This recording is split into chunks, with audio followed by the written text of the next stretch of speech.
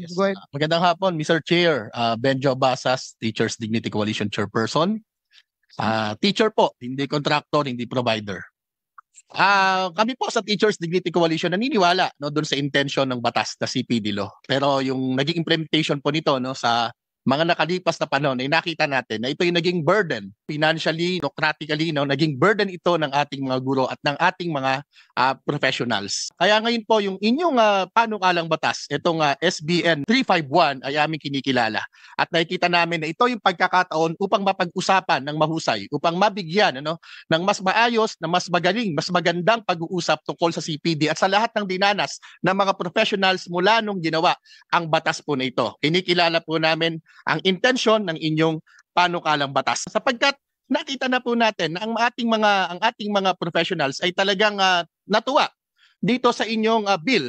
Dahil ito na yung dati pang clamor ng ating mga kapatid, hindi lamang po sa teaching profession. Gayunpaman, sa nakikita po namin, no, kinakailangan po natin kung aalisin natin ang batas na ito ng isang panukala, kinakailangan meron pa din naman at least magpapatuloy na CPD, na Continuing Professional Development System, not necessarily this law. Dahil nakita na po natin ang hindi magandang dulot ng batas po na ito. Ngayon, sa ganito pong pagkakataon, nais ko pong itulak yung apat na napaka-simple, napakaliliit na mga puntos, maiksi lamang po. Unang-una, hindi ako makapagsasalita para sa ibang mga profesyon, pero makapagsasalita po ako para sa mga guro. Nakikita po namin ang mga teacher po natin sa Pilipinas ay overburdened, overregulated, napakarami po niyan. Kaya hindi na po kinakailangan idagdag pa ito. Nabanggit na kanya ng kapatid natin, meron kaming IPCRF. Yan po yung aming performance rating system na napakahirap po gawin.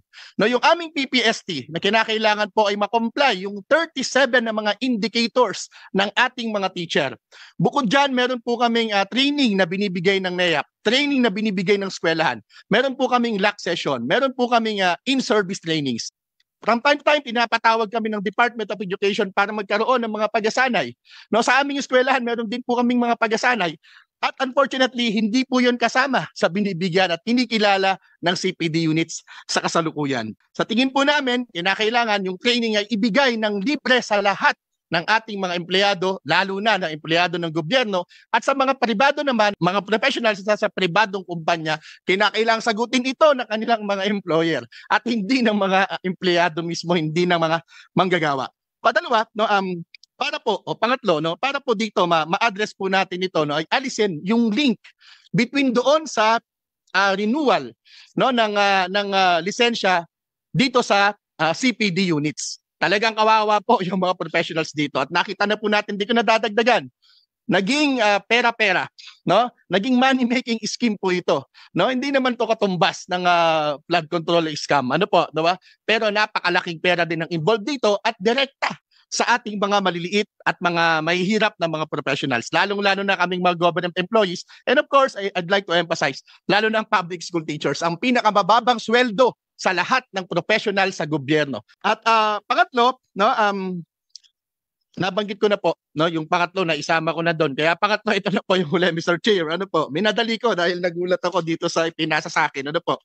Panghuli, dapat po mag-adapt in lieu of CPD law, mag-adapt tayo ng isang flexible na policy. Yung flexible na policy na pwedeng sumakop sa ating mga individual professions. Hindi kagaya nito na one size fits all.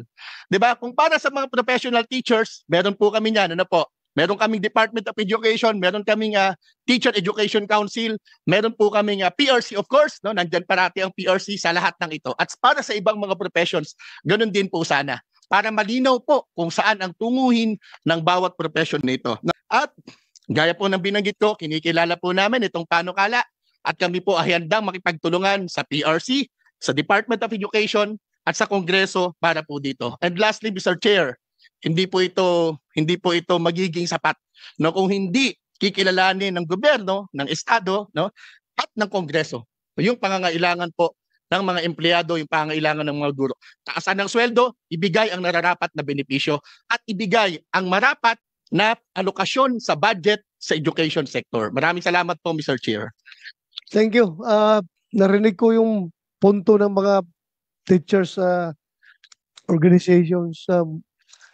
Parang Mr. Di ba Chair. mahirap gumawa ng substitute law nito na exempted ang mga teachers? Kasi kung, alam ba, ihiwalay natin ang mga teachers. Hindi sila dito sa CPD. Magreklamo na naman yung mga engineer. O, gagawa kami ng sarili namin. Yung mga piloto. O, gagawa kami ng mga piloto na sarili namin kasi highly technical itong amin. I don't know.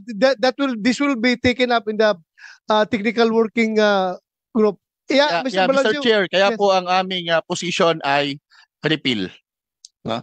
At ibigay po ito sa ating mga APO, sa ating PRC, sa Board of Professionals, doon po sa PRC po. I'm taking note of all your points. Very, very, very valid yung mga points na sinabi mo. In fact, nagkuha nga kayo lahat yung tatlong representative ng education sector,